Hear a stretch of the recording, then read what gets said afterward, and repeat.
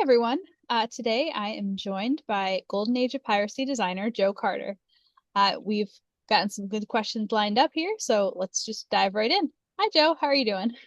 I'm doing fine, thank you. So, we have quite a few new to Compass backers on this campaign. Thank you, everyone. So, if somebody has never encountered any of your designs, can you just give a brief introduction to the kind of games you design and what you've put out so far? I've designed devil boats, schnell boats, and dog boats, and those are all World War II torpedo boat games, and they all use the same basic game engine. And my designs are a little bit different than many other designers' style.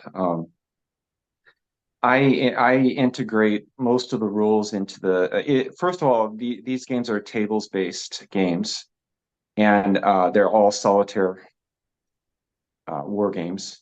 And I integrate most of the rules into the tables as notes. So the players can start learning the game very quickly, and there's very little to memorize. And at the same time, it allows the game to be quite detailed for increased replay value, in my opinion. I agree with that. So, what inspired you to create kind of the charts and tables book system? Were you diving into a really crunchy game and you got tired of having to learn all the rules, or what kind of led you down the path of putting everything in the charts book pretty much? Um, my one of my besides when I was a child, I played some TSR war games in the early 1980s. But my first recent war game was B29 by Legion War Games, and then Target for Today after that. And then they used that kind of tables based game, which I thought was really great because it was always in the same order every time. You have to flip pages, but you don't have to shuffle things. So while I like the system, I always felt that that too many of the rules I don't want to criticize because it's difficult to design games. Of course, I know, but too many of the rules were separated from the tables, in my opinion, and there was a lot of referencing the rule book and stuff. And so what I wanted to do is try to put almost all the 90, probably 95% of the rules right in front of the player each time, so they don't have to jump back and forth between a rule book and the tables book. So, like I said, even if you put the games away for a while and then you break them back out again, you don't have to relearn everything again because the rules are always right there in front of you, which I think is very practical in my opinion. I agree with especially with limited game time everybody has nowadays. If you just dive right and get playing. So the difference though for this one with dog boats, schnell boats, devil boats, they're kind of a little bit more procedural. Like there's a set sequence of play that you're pretty much following, but Golden Age of Piracy is completely sandbox. So what were some of the big challenges of adapting to that like open-ended nature of the game? It was very difficult to be honest with you. Um, it it has about the same amount of tables as the first three games, but there's more, like you said, it's open sandbox. So trying to interconnect all of everything and balance it all out took forever, to be honest with you. And it took I can't tell you how many thousand, probably a couple thousand hours to do it total. But yeah, the thing I wanted to do was make. I was inspired by the Sid Meier's Pirates PC game to create the game, and to be honest with you, I've never played any of the other uh, pirate games, Got it. none. And so I haven't really been influenced by those because I kind of have an idea how they work, but I didn't, you know, oh, I'm going to use this idea, that idea. I just completely did it all from scratch out of my own imagination, kind of with a little bit of help from Sid Meier's Pirates, a little bit influence there. But I wanted to create enough content where the players will have many, many choices and decisions to make in the game. And if they make the wrong decisions, they're going to have to suffer the consequences because no one's going to hold their hand in the game. And it is a difficult game to survive because I tried to simulate kind of what it would be like to be a pirate during that time period. It's not a pure simulation, it is a game. And I want to make that very clear. I want it to be fun and challenging, but at the same time, I try to keep it fairly historical. And but there are many, many things the players can do in the game, and I hope that it offers them enough replay value that they feel they got their money's worth, hopefully for years to come. I would definitely agree with that, especially when it comes to the historical captains. When you speak about the game being challenging, then the historical captains add a whole new layer to that with the different skull ratings. Do you have a favorite among the historical captains to play as when you've done playtesting? Um, Probably Blackbeard, but Classic. like you said, the game's already difficult, and I don't want anyone complaining the game's too easy. So I added all those historical pirates and making the game much more difficult for final scoring. But I wanted to give everyone an opportunity to play one of the historical pirates and for even a greater challenge. So I know you said mainly historical, but there are a couple of more fantasy elements that kind of come in around the random events. So how did you decide what to stick to history for and how to add a little bit of fantasy in? Well, I try to take some things from popular culture, from the historical, things like they're these are, like you said, these are random events. Random events don't happen very often. The per game term, there's only about, while you're at sea, when you're docked, there are no random events. You don't roll for those.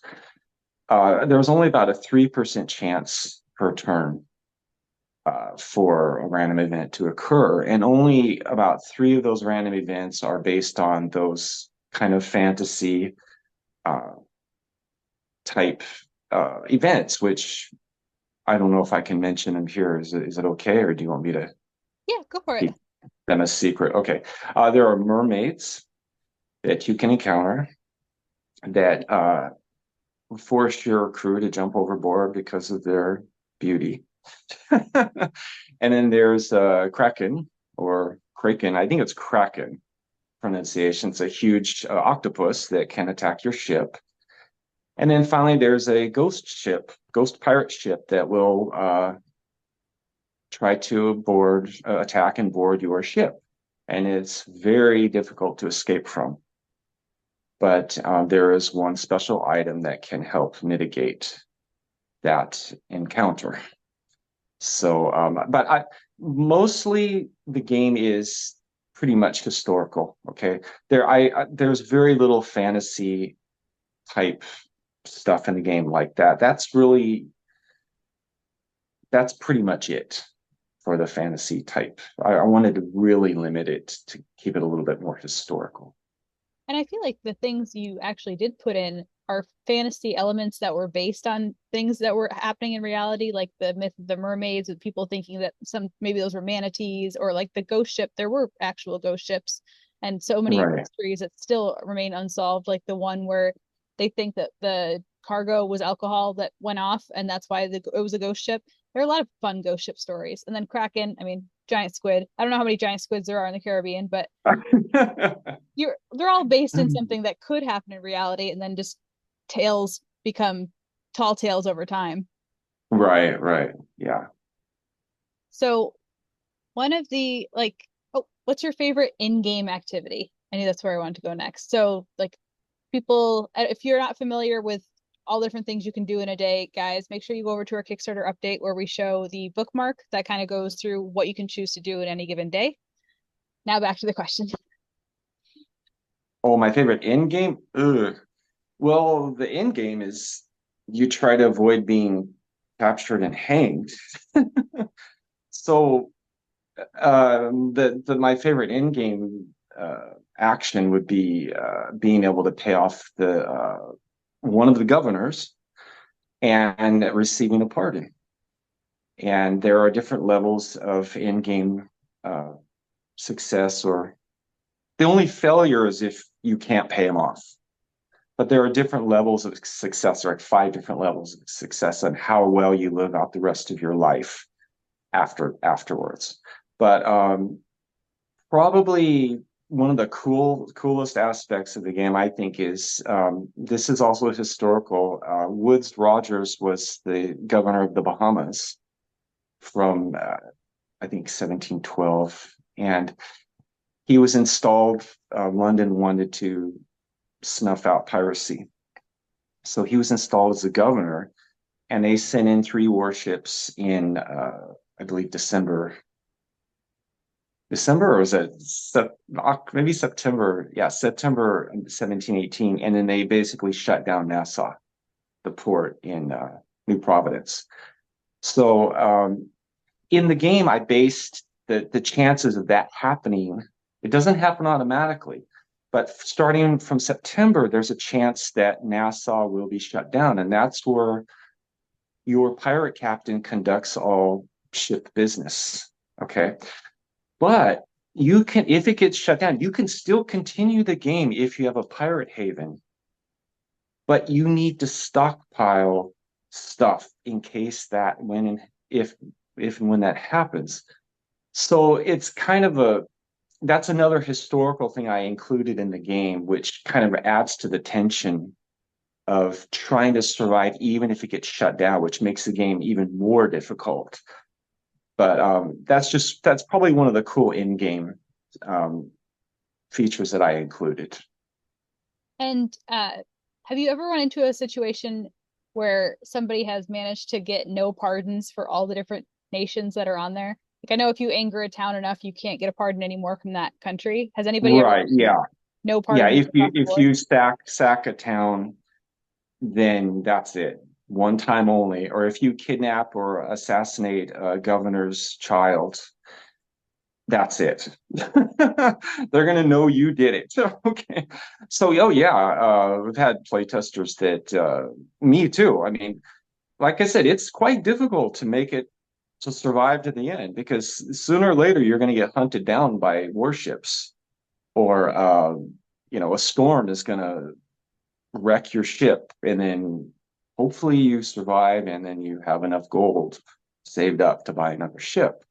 But oh yeah, it's happened many times that if like you said, you got to be careful which nations you do bad things against, because they won't forget. And speaking of Nassau getting shut down, did the pirates of the time kind of have a feeling that that was going to happen? Was that something that they could really stockpile against? Yeah, well, I don't want to call it fantasy, but that's a gameplay element I included to make the game more fun. I'm not going to say that that's 100% historical, but yeah, the pirates, there were rumors from what I've read that the governor was getting ready to raid Nassau. And when they did raid it, many of the pirates just surrendered, and they did receive pardons. Okay. Some of them refused, and they're like, I'm never going to give up my life for piracy. But I did include that, like I said, as a gameplay element. I don't have any specific evidence that there were pirates that were still in their havens trying. I mean, maybe there were. I honestly don't know. But yeah, that was something I included to make the game more fun. I think it does. Let's see. So all of your games before this were all World War II. Was it just Sid Meier's that inspired you to go over to the pirate side, or has that been a topic that you've been interested in for a long time? Well, it's been a topic I've been interested. I love reading and I love history. So I have a fairly good collection of books on the subject. And like I said, I have never played another pirate game or war game, board game, war game. But I did used to play Sid Meier's Pirates when I was younger on the computer.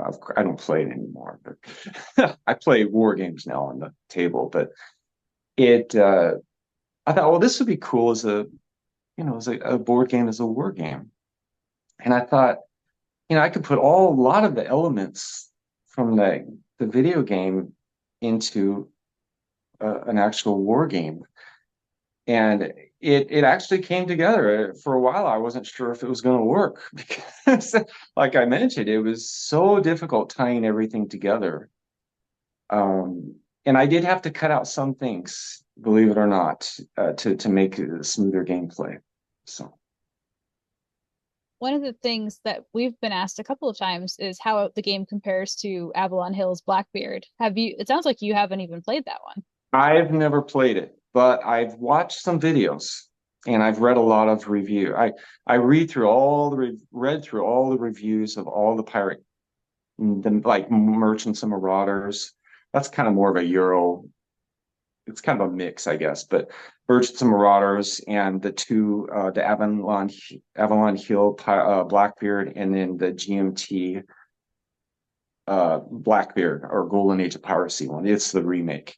And I was reading through all the reviews and seeing what people were complaining about, what they liked, but I've never played them, but I've watched a few of the videos, and so that did help influence what the information I gathered, what people wanted more of this, more of that, and the thing is this is a single player only game, and multiplayer just would absolutely would not have worked.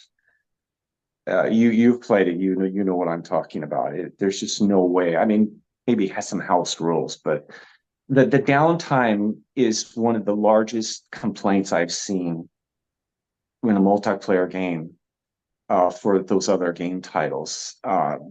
That's like probably the number one complaint is the downtime in multiplayer games. So that's completely avoided in this title.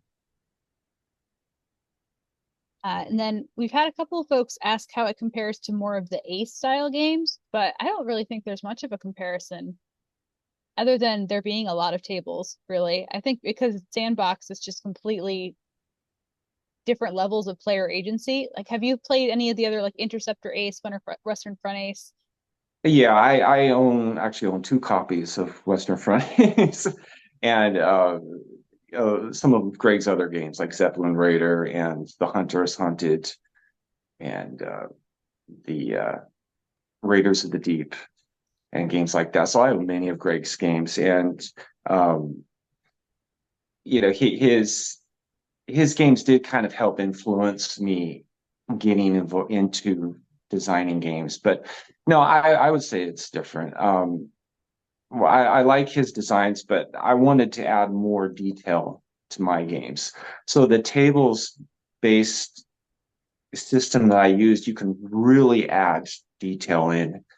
And but like I said, it's the rules are always right in front of you. So it kind of is a hybrid system where I can make the game detailed, but still you don't have to remember very much.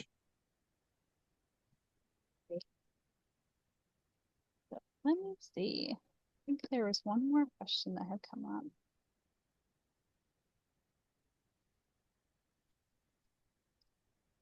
Oh, with regards to multiplayer, just a kind of offshoot question. I know that you have some other games that you're working on in the same system.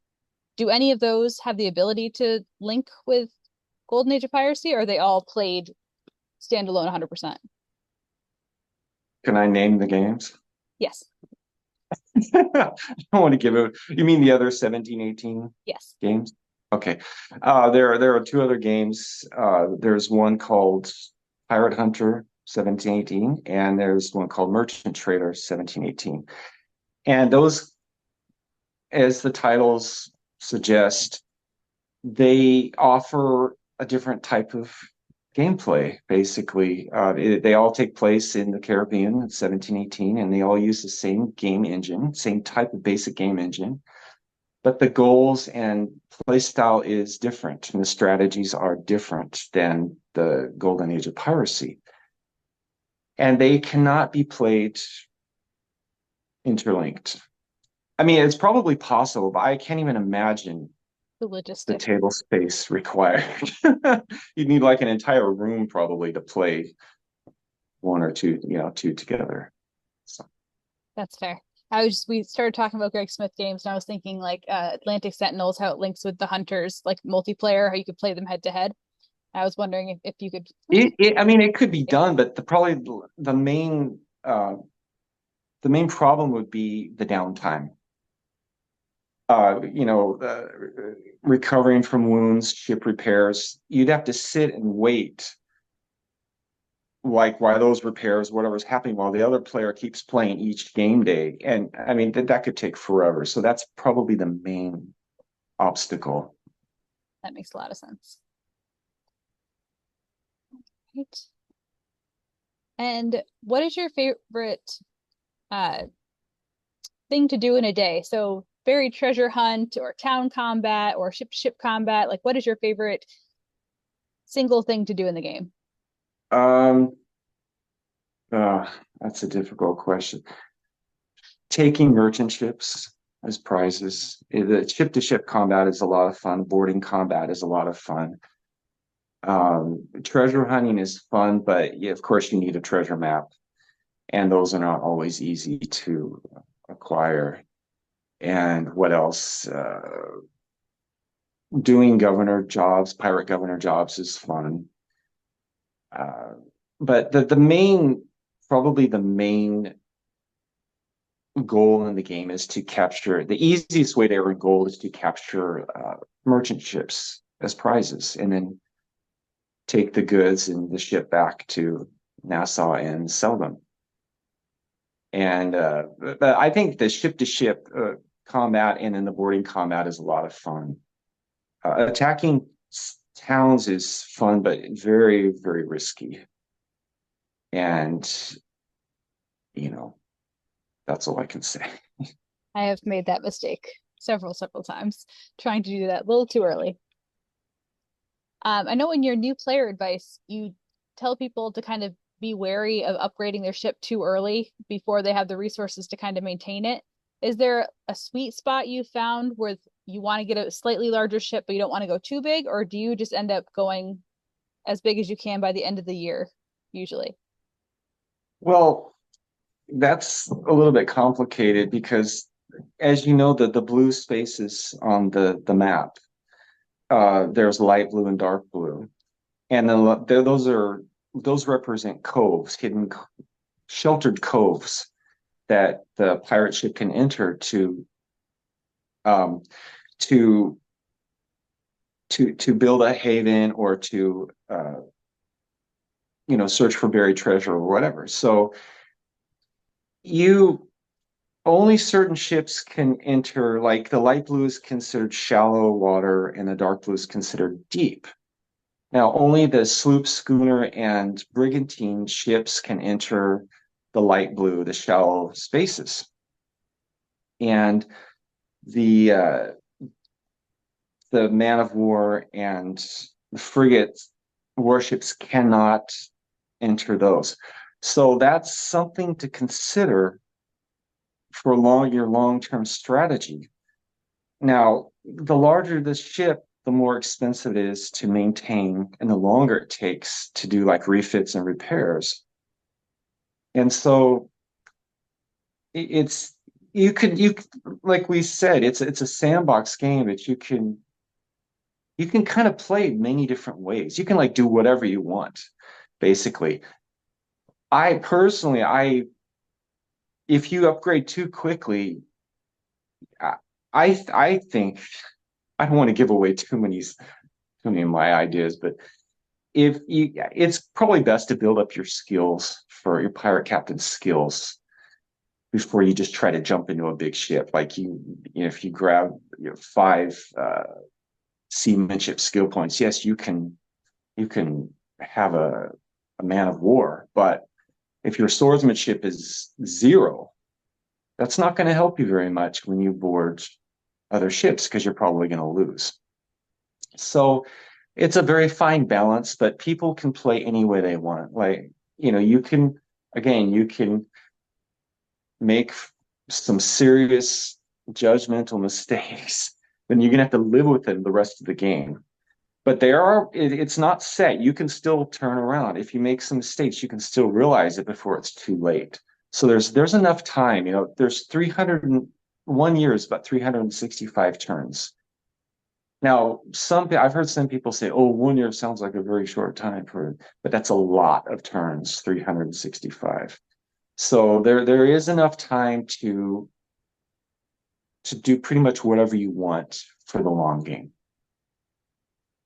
And then speaking of the captain's skills, just in case anybody missed our first update. So our first update over on the Kickstarter has an introduction to all the historical captains that we talked about earlier. And then down at the bottom, we've got a rundown of all the different skills. So you can access the full rulebook, of course, but if you want just a quick rundown on captains, go to update number 1 or on the Kickstarter. Yeah, that's one of there are many features in the game, and the skills I thought would kind of make the game a little bit more interesting and give players more choices. But again, to tie in all the skills to all the tables was a lot of work and try to balance everything out. But I think it turned out quite well. I agree. All right. Well, I think that covers a good rundown. I really appreciate you taking the time out of your day to do this interview with us. Thank you very much. Is there anything else you want to cover and let the backers know? Just that a lot of time and effort and care went into the design and development and play testing of the game. And I tried very hard to give players a feeling of they're an actual pirate captain during the time period. While the game is detailed, it's still very accessible to new players of war games or whatever, because again, you do not have to memorize most of the rules. You just basically follow it. There is some jumping around, which is unavoidable, but there's always instructions to tell you which table to go to next. So you usually, I think they're probably going to know what to do without even really thinking about it. Great. All right. Thank you very much. And thanks to all of our viewers. We'll see you at the end of the Kickstarter. Thank you. Thank you.